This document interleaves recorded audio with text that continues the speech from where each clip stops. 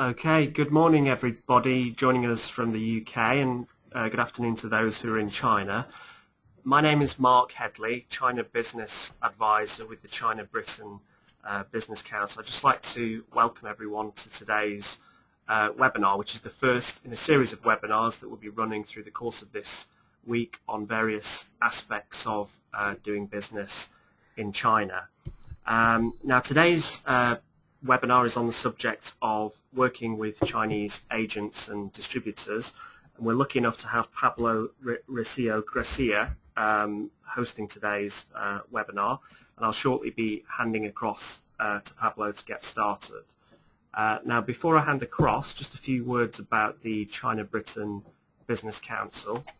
The CBBC is the main organisation in the UK for helping UK businesses to grow and develop their business in China. Established in 1954, we've spent the past 60 years helping British companies to enter the China market with offering practical in-market assistance, services, industry initiatives, as well as a membership program offering access, seminars and networking opportunities. Okay, apologies. So CBBC works very closely with the UKTI and the FCO, has a strategic partnership with the British Chambers of Commerce in Beijing, providing corporate members with reciprocal membership. As I say, we're a membership organisation. We have a network of 900 companies and 23 offices spread across China and the UK. We're working with companies of all sizes and from all sectors of the economy. This webinar series is actually just one of a series of resources that CBBC has put together for SMEs looking to access opportunities in China. So if you visit our website at www.cbbc.org and then go to the link SME to China, you'll find a variety of resources there to help you with your China market entry strategy. So we've put together a guide for companies looking to sell online in China, our CBBC e-commerce guide. There's also a recent report that we put together with the Royal Mail on the subject of targeting the Chinese consumer. You'll also find on there links to hundreds of live business opportunities, practical fact sheets for SMEs looking to do business in China, and also a number of case studies talking through some examples of SMEs that have used services from CBBC and UKTI to break into the China market. The webinar series this week, so we're starting today with the subject of finding an agent and distributor in China. Tomorrow we move on to the subject of selling online in China. Wednesday's seminar is about the issue of carrying out due diligence and avoiding scams when doing business with Chinese companies. On Thursday we then will have a session on how to market your products in China, so I'm sure that'll be an interesting session. And then finally on Friday we wrap up with the subject of how to go about applying for CCC certification, which is relevant for any company selling electronic goods and equipment into the China market. Okay, before I hand across to Pablo, just a word about the webinar tool itself. You'll see that there is a window that you should all be able to see, and in that window there are various functions there. So you'll see that there is an option to raise your hand. So at this point I think it would just be good just to test that everyone can see that, and so if I could just ask you all just to click that bottom button and raise your hand, just to check that everyone's listening.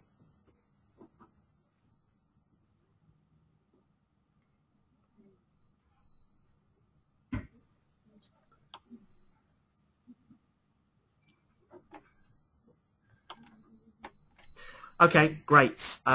You'll also see there at the bottom there is an option there is a window where you can enter in any questions that you may have. Please feel free to ask any questions throughout the course of the webinar.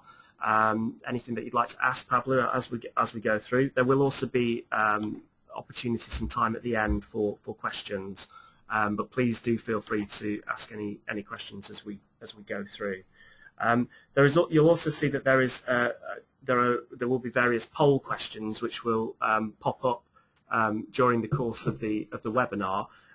So you'll see a series of options. If you can just click the relevant option as we go through, and then it'll appear in a blue box, and then we'll be able to yeah. Okay, so that's now been launched.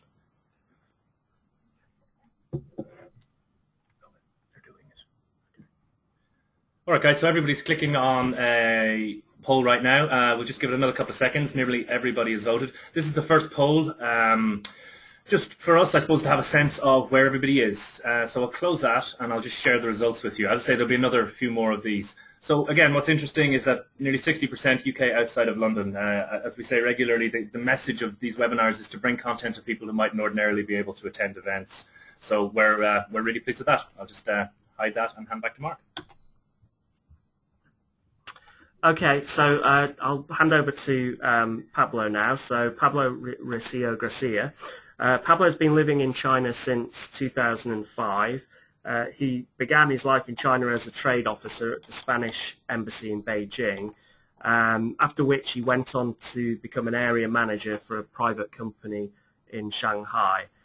Following that, he spent 4 years at Extenda, which is the main trade promotion bureau for Andalusia, before becoming a director for the Beijing offices of Gold Millennium Group, which is a consulting company with 75 employees across China and offices in Beijing, Shanghai, and Guangzhou. So we're very fortunate to have Pablo with us here today. He has 8 years' experience of advising companies, European companies from across many different sectors, but particularly the food and drink sector. So he has a lot of experience of helping European companies to find distribution partners in China, and is able to bring a lot of experience to the table today in terms of the risks and challenges associated with that, and give you some good tips on how to work with Chinese distributors. So at that point, I will hand over to Pablo to get started with his presentation. Okay, thank you very much. Thank you. I really want to thank the China Britain Business Council to organize this webinar. I think it's going to be 35 minutes that are really going to be interesting. I deal with a number of companies. I know not all of you are on the same situation. Some of you have some experience exporting. Some of you may have a lot. Some of you may not have exported to China before, and you're just considering the option. That is okay. That is what we're going to see today. We're going to get on the main ideas, and we're going to see some differences when we're addressing China versus addressing Europe. Okay, so you have there the table of contents. We cannot stop too much, but enough for you to have an idea. Next slide, please. Okay, it is possible that it takes a few seconds when I ask this slide to be changed to the moment it's changed. Do not worry, we'll just handle right, and we're going to be able to see everything just fine. The first thing that I would like to share with you today is the main question that I get asked on a daily basis, which is, before you talk to me about how to protect my brand, what are the issues that I'm going to find in the future, how is China when doing business, the first issue is, how do I find a distributor or an agent, another way of saying a commercial solution, and what I should look for, okay? You can have you can have a look at the slide and you will see 6 different possibilities. We're going to focus on a few of them only, but it's nice for you to know that distributor or agent is not the only thing you can do. Of course, you can start your own distribution, and it's compatible with other options. And there's also franchises, especially for food and drinks and fashion. And you can also license your brand or your production, okay? I'm not going to focus on all of them. It is not possible during this time, but of course, all distribution is something we all understand. You implement yourself, you sell to yourself in China, and then China sells domestically. That is fine, and that is common depending on the sector. What it is truly common in China is to have one or more than one distributor. So you sell to them on an international sale, and then they sell domestic. The B2C in any sector, the market, and is way more using a name, okay? Using it is quite common, but we will find some when dealing with an agent in China. Mostly two. I'm not saying it is impossible to work with an agent. I'm going to say that there is less that you will work of agencies. Two reasons are: first, is not protecting enough the agency figure, so you invest in developing other people's products, but then you may get on the side at a certain moment and get nothing. And second, the nature of business in China is different from the nature of business in Europe. Once you have nothing else to add from the other party point of view, they may not be willing to keep you on the business, okay? And there is a third issue, which is logistics and international sales and customs. Makes it very complicated for an agent who does not buy your products, just manage them, to work as if it were the European Union, for example, all right? You, of course, also have a franchise, which is a way of distribution.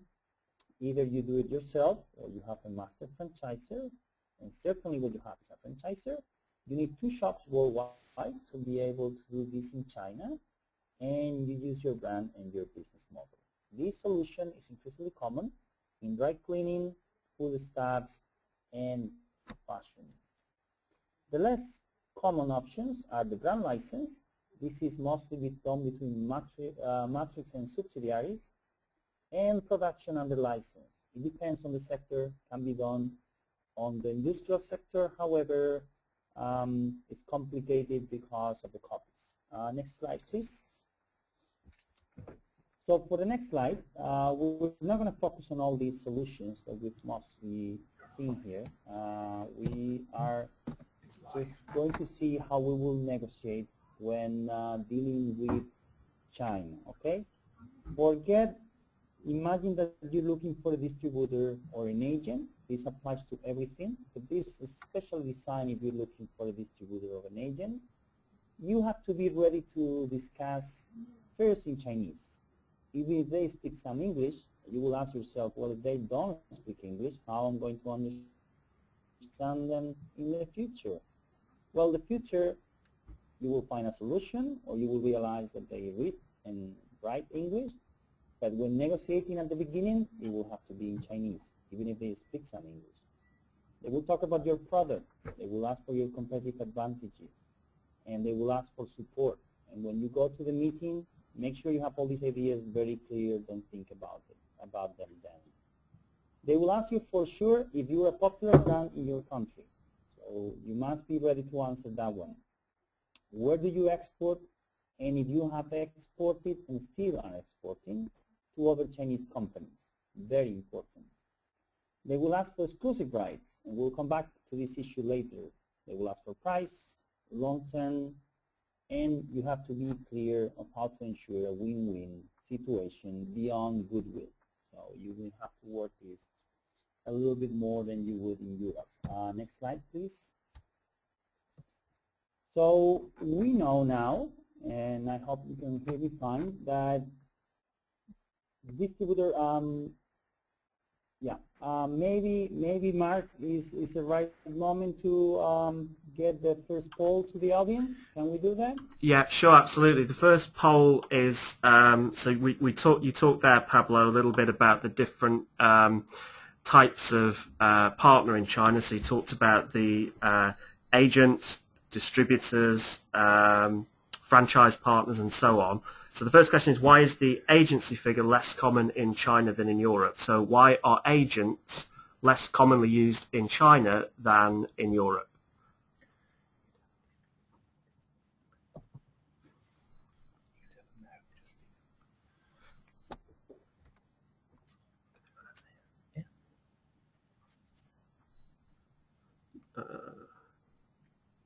Okay, so we're just waiting for the votes to come through. Need a few seconds. Yeah. Pablo, No, just while we're waiting for the poll to come through there, a couple of people did say that the volume's not coming through too loud. So if you could try to maybe move a little bit closer to the microphone or speak a little bit louder, then that would be great. Okay, sure, I will speak louder. Okay, all right. Okay, we see the audience pretty much liking every single option. The truth is, third option, both options above are correct, is the best possible option. First and second options are totally right. Only C is more complete. Okay, legislation is not what we would like it to be. The common business practice in China makes it difficult to build trust. It is true, and therefore both options are correct. Okay, agency is not as common as it is in Europe. So we normally will be looking at distributors, okay, or franchises. Pablo, just a quick question here. This is from Alex, who's just asked this question. Yeah. Is it possible for you to give a definition of an agent versus a distributor? So how would you describe an agent as distinct from a distributor? A definition of distributors, or the difference between, I didn't. Yeah, exactly. So what's the difference between an agent and a distributor in China? Yeah. If you would like,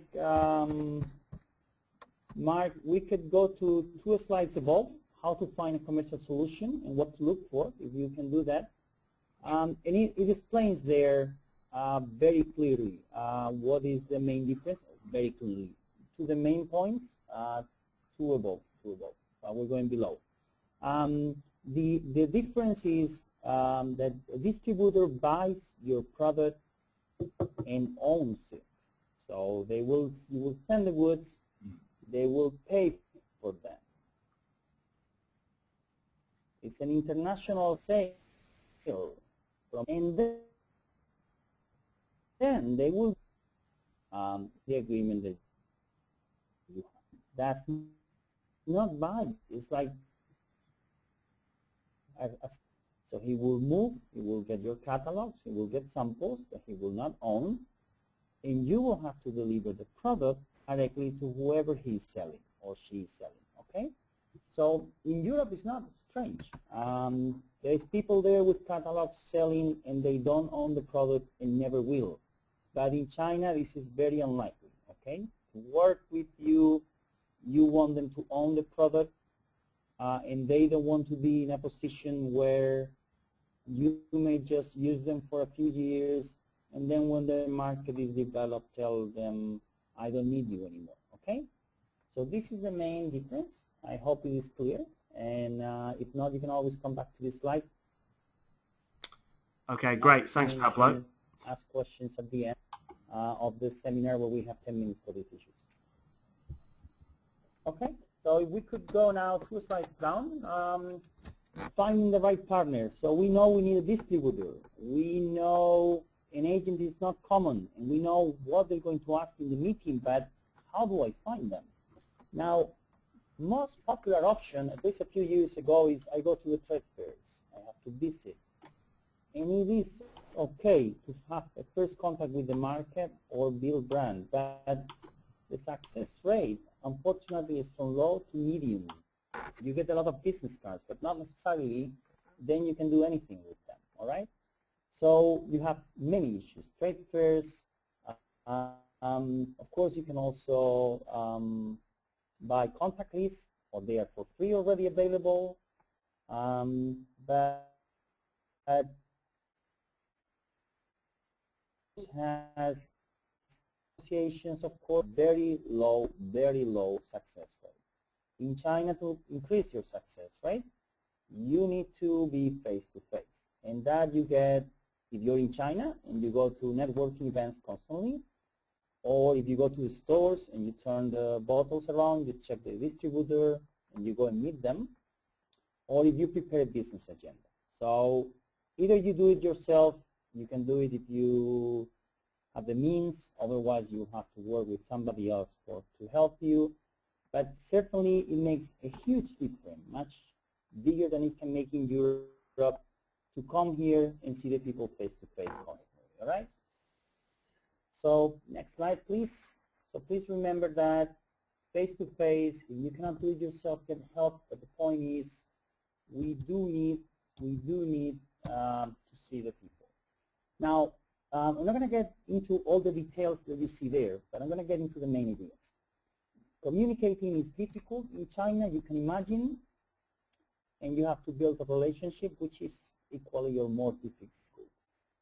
Mailings have no impact, not before you meet them, and replies limited once you're a partner. English is limited use, well, however it's okay once you become a partner. Everybody in the world is trying to reach the same distributors you are. That is why reply is very low. So you have to build a relationship once you get their attention, and you have to visit periodically and keep visiting once a partner. As you can see, what I'm trying to express here is communication is going to be an issue if you want to do it and you're not here. So you will have to come from time to time, or have a structure here, or have some help. But you have to come and build the relationship, okay? You have to provide support and training as much as you were promoting your company before you. And for sure, you will have to be constant, don't rush, don't stop, and ensure a win-win situation when you're a partner on both sides. And when you're not, insist, and insist, okay? Next slide, please. So the main idea of that slide, communicating and building a relationship, is patience and being constant, okay? Now, one of the things they will ask you, and this is 100% guaranteed, is, okay, but I'm asking for exclusive rights. And then you will say, but the guy has promised me that, I don't know, he reaches everywhere, he sells a lot, he's very strong, he got connections, and should they provide exclusive rights? Well, however demanding they are, and no matter how strong they claim to be, it is very rare worth of exclusive rights. So unless you're certain, don't do it, okay? China is fragmented geographically, from logistics point of view, age, different cities, weather, so you can't reach everywhere. So what they do is they use sub-distribution. They have a partner and another partner, and this has another partner, and they claim to reach everywhere. But the farther they go from their hometown, the weaker they are. So do not provide exclusive rights. You will lose control. You will not be able to compare, and you have to be very careful. All right. In some cases, it's worth it, but 90% of the cases, my experience, it is not, okay? Even if you provide exclusivity, leave a way out. Always leave a way out. So if they don't reach certain objectives, they are not exclusive anymore. Next slide, please. Next slide. So we're going to see now what is the most common problem if you do what I'm telling you. So I'm telling you not to provide exclusive rights, and that is the best strategy in 90% of the cases, and I've seen this hundreds of times. So what is the problem of not providing exclusive rights? Well, apparently it looks pretty good. We have an importer A, B, and C, and they all work with their strong, so I maximize my sales. It may be the case that A wants to sell on B territory, which is a direct conflict, but normally I prevent this on the contract just fine, and they know this cannot be done, so direct conflict is most of the times avoided. Problem in China, which is very big, is the indirect conflict. So they're selling in other regions to another distributor, and sometimes this to a third distributor. Now, the area surrounding my distributor is fine, but the farther they go, the higher the possibility of other distributors reaching there on a third level. And when they do, you have your same product without no control, different prices, different marketing strategies on the same market. This is the most complicated thing of running multi-distributor strategy. You have to be ready for this. You have to put this in your contract, and you have to check that everything goes all right. And if you do, you'll maximize your sales. Okay? Okay, next slide, please. So these so far. Okay, Pablo, I think we're going to launch the next poll at that point. So the next question is when working with distributors, and there's various options there. So if I can ask the attendees just to select which option. So just read through the options and select which one you think is the right one.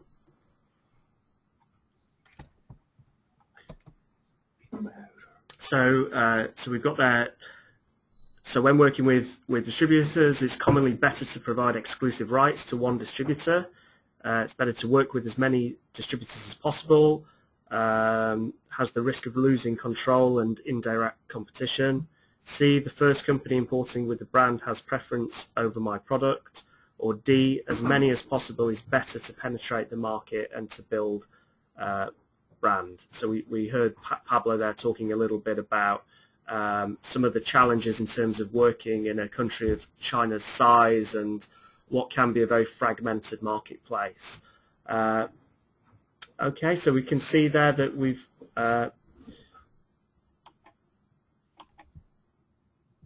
okay, so we can see there that 35% suggesting that it's best to work with as many possible distributors as possible to penetrate the market, but also quite a few people selected B, so work with many distributors does have risk of losing control and indirect competition.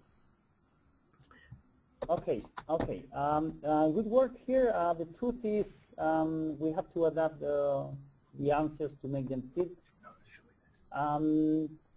The option I like the most is many distributors has the risk of losing control, but it's also true that you penetrate the market. What you have to be extremely careful is about the other two issues, okay? Mostly they will ask for exclusive rights. Again, 90% of the times it's not worth it. And do not worry, whoever importing the brand first has no preference over the brand at all, okay? No preference at all. And this is going to take us to our next question, which is IP protection. Now, we've recapitulated a little bit. We've seen the different ways that we have to find distributors, okay? Next slide, please. We've seen the different ways we have to provide a distributor. We've seen that there is agents, franchises, own distribution, production under license. But in China, we will normally use a distributor, or if we're a bit stronger, a franchise system. We've also seen what they will be asking when negotiating with us, and how do we have to focus on the negotiation. And we've seen, okay? We've also seen how to find the distributors. So far, we've got a work to start working in China, but we need to check the IP first. Now the IP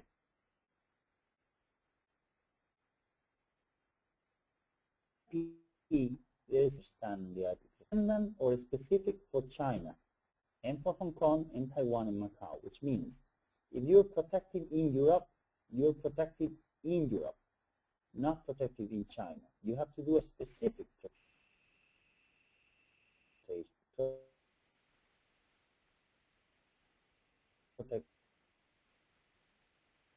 mainland China.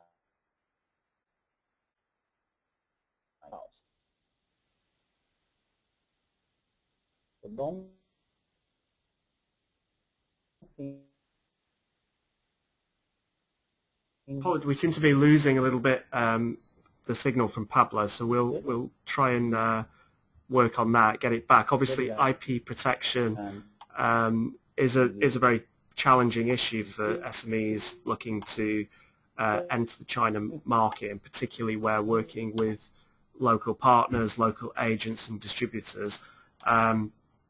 So China obviously does have a first-to-file IP protection system, which means that any trademarks, patents, etc. that you have registered outside of China do need to be registered with the relevant authorities in China, and there are some complexities in terms of the time that it takes to register those trademarks with the IP Protection Office in China.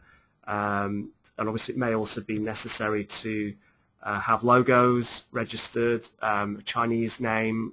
It'll be necessary to have a Chinese name that you register locally in China. So I think we've got Pablo's coming back to us now, so I'll pass back to Pablo.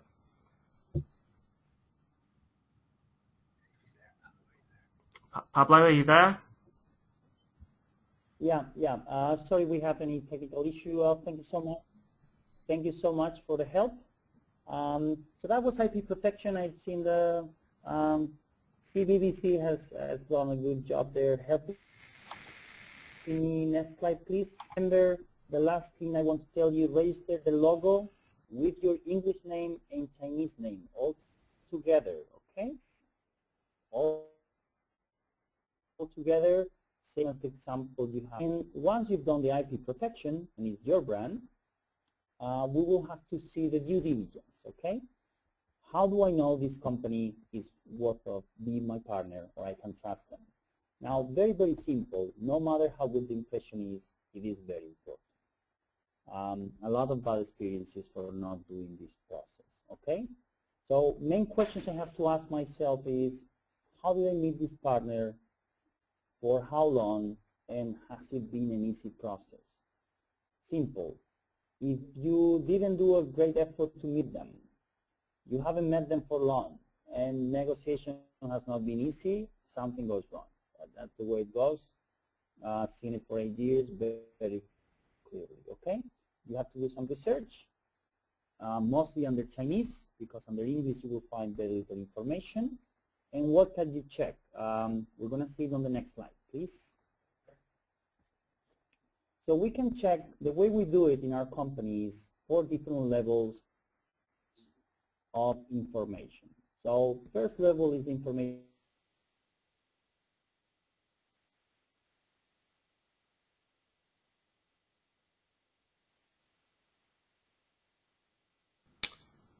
Okay, apologies. It seems to have lost Pablo again there, so we'll try to bring Pablo back.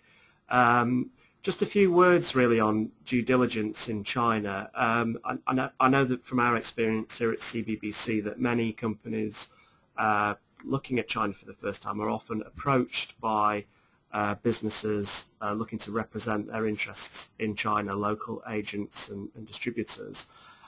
We find that often where companies do receive these unsolicited inquiries, that it's important to carry out some basic due diligence checks just to make sure that those companies do exist and are who they say they are.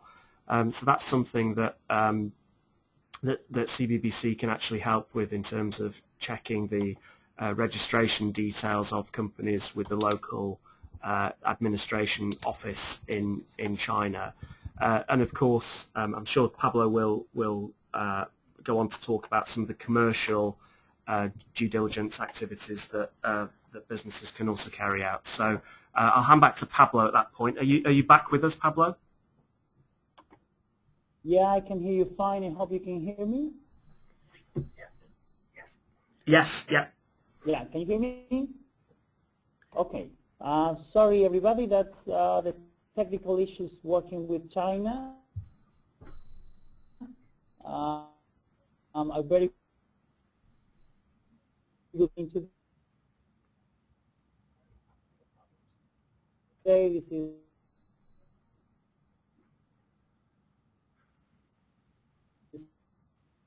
the due diligence is us to extract information. And with those documents, you can get an important amount of information online and here in China. The third level, you really have to pay a visit.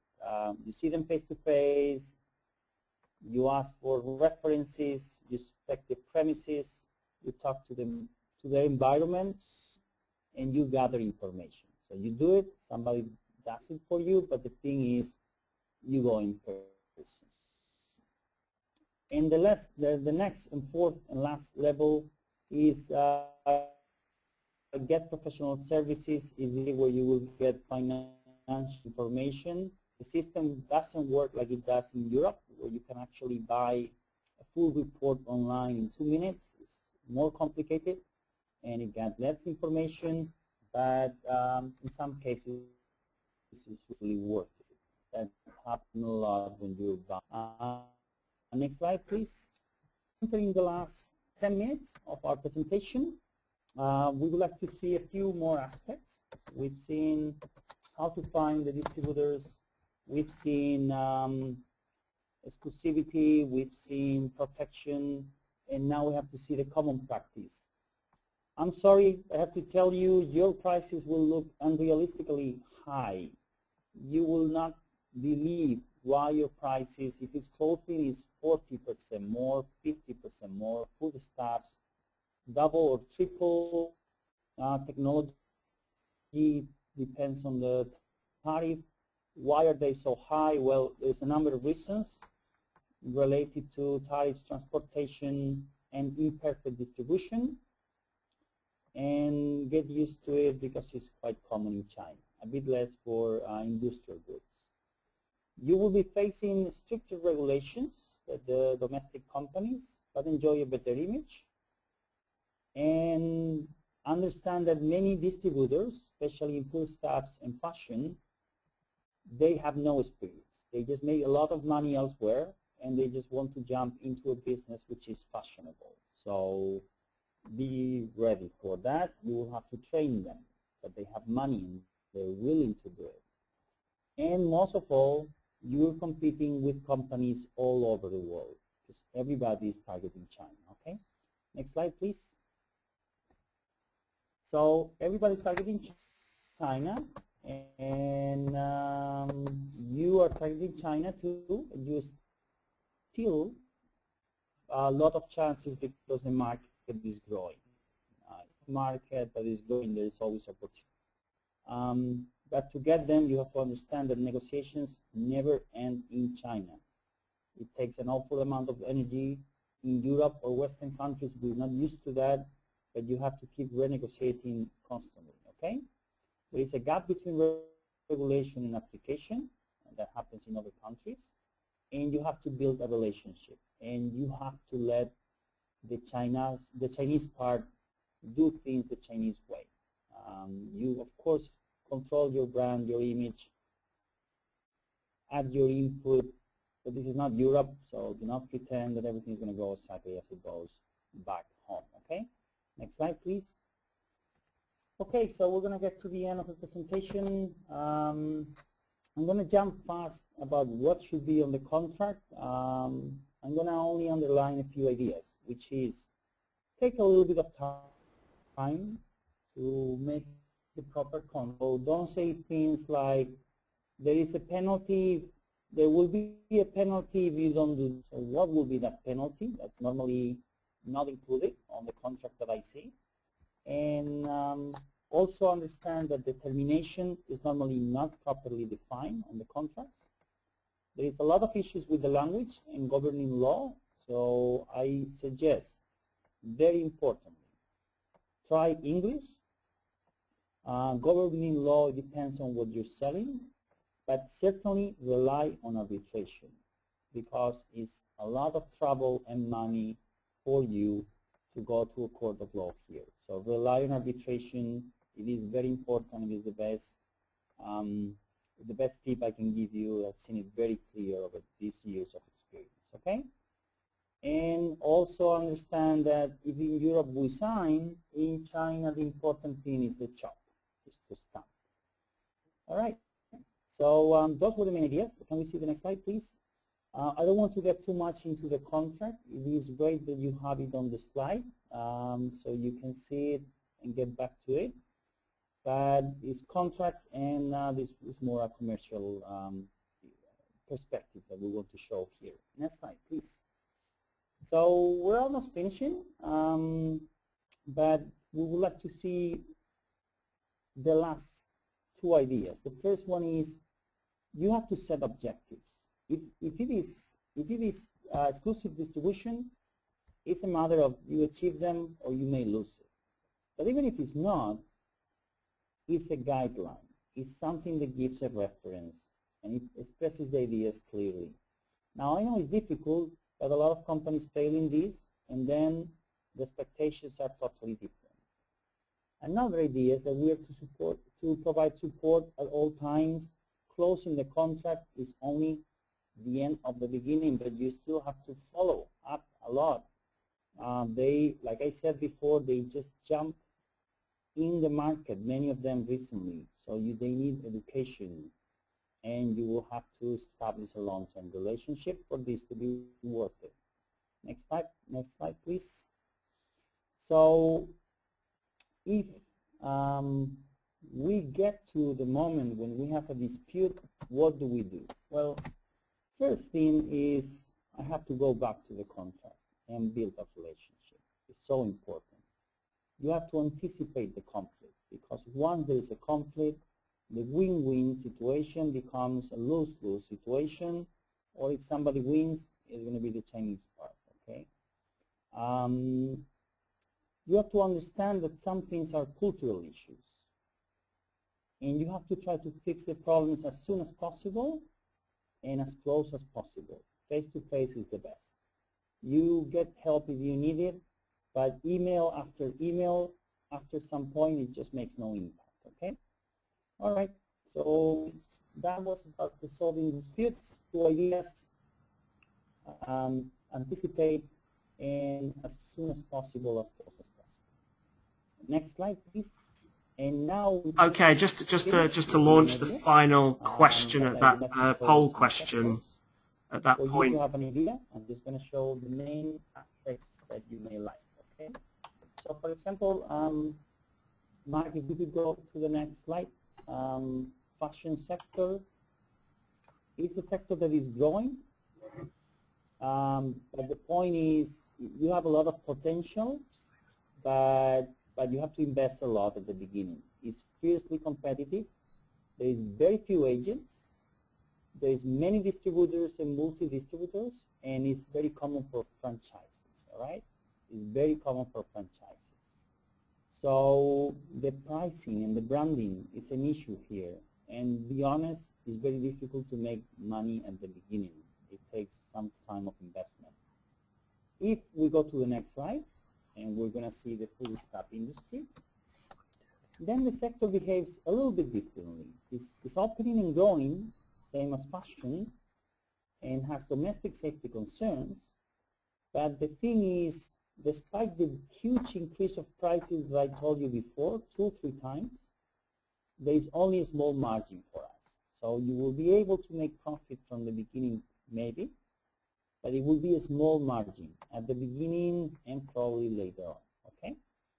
You will face the regional fragmentation more than ever, and you will see very few agents. I'm not going to say none, but almost, very few. And you will find a lot of newcomers in distribution. People that make money on construction is now trying to sell wine. Very, very common. And finally, last sector that we're trying to recapitulate is industrial goods like machinery. There is a market in China, you will see it, for industrial goods, especially on high end. The risk of copy is probably one of your main headaches, and China is increasingly more advanced.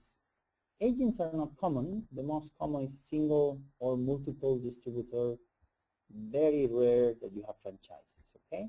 My suggestion here, after seeing many cases, try to piggyback on a distributor, somebody who has something complementary to yours and is proportional to you in size or at least in interest.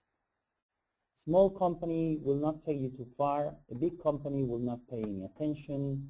You have to find your right size. Here in China, you try to go for the bigger size, as big as possible. It doesn't work, okay? All right. I would like to leave a few minutes. We've been 45 minutes here. A few minutes for questions. So if we could go to the next slide, just to say, well, we would like to thank the China-Britain Business Council to provide myself and Gold Millennium this opportunity. And we will be delighted to answer any question that you will have now. Okay, thanks very much, Pablo. And I do apologise to everyone for some of the sound problems we were having there. Hopefully most of the attendees were able to hear most of what you were saying. Of course, Pablo will be available for any follow-up questions via email. We can certainly pass on any questions you have. Now, obviously, is a great opportunity to ask any further questions that you may have. What I thought I'd do is, before we move into questions, is just launch the final poll question, which is the question of about once a company has started working with a partner, and then we have sort of 4 options. So my partner commitment will match my own at best. B, building the relationship is essential. C, education and training are still as important as control and learning about the market. Or D, all of the above. So it'd be great if you could, those attendees could, okay, we're just getting, we'll just give that a few more seconds before we close it. And again, please do use the question window there to ask any additional questions that you may have.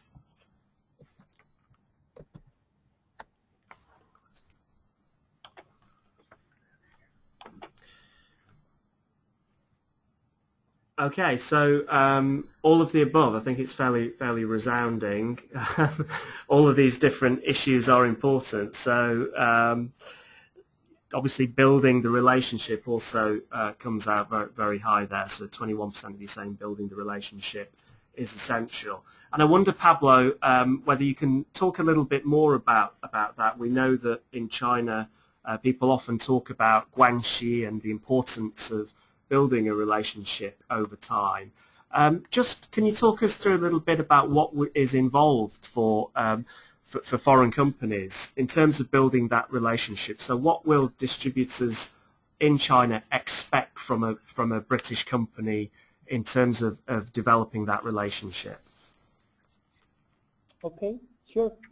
It will depend a little bit on the sector, but there are a few ideas that are common. The first one is there will be a point at the beginning of the relation when they will tell you that we are friends. Well, you're not there yet. You're not even close. It will take so much time that at some point they will stop saying it. Maybe then is when you become friends. When you're friends, pretty much people will not do certain things because they don't want to lose face, which is an expression very typical in China. Lose face is one of the main things that nobody here wants to do or wants to go through. So how you will build the relationship? Yes, by working together, but especially by seeing each other. Dinners, very common. Alcohol involved, very common.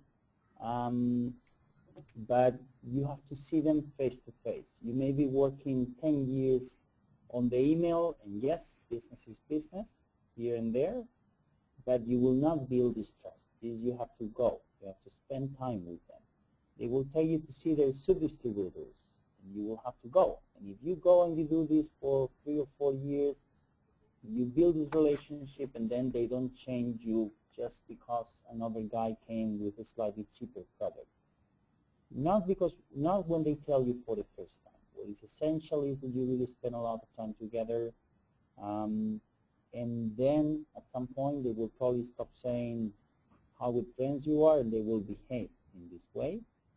And then you have a relationship that is going to last for a long time, and then maybe you can be more loose on the contract. Until then, be very nice, but be very cautious. Great. Okay. Thanks. So yeah, obviously building that trusting partnership and making it a long-term relationship is quite important. A question from Andrew Taylor there. Just you were talking, Pablo, a little bit about setting when putting together contracts and really having clear objectives, goal-based terms. What about in terms of the time? So what is long-term? I mean, how should companies look to put together contracts in terms of the duration of those contracts? Do you have any additional thoughts on that? Yeah. I would suggest that for the first contract, 1 year is absolutely fine. No less than that, but 1 year is fine. In that contract, you may even specify the conditions for that contract to renew automatically. That is fine. But things are not what they seem, not there and not here, certainly not here.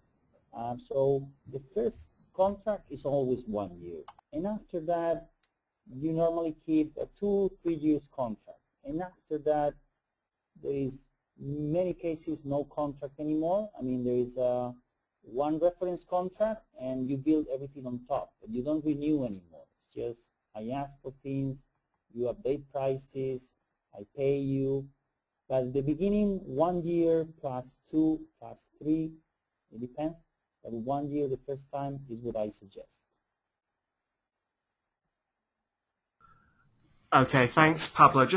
I'll just take one more question before we sign off, and that's from Srabani, and it's about where can a company go to find lists of distributors? So how can a company that's new to China go about identifying local distributors or agents?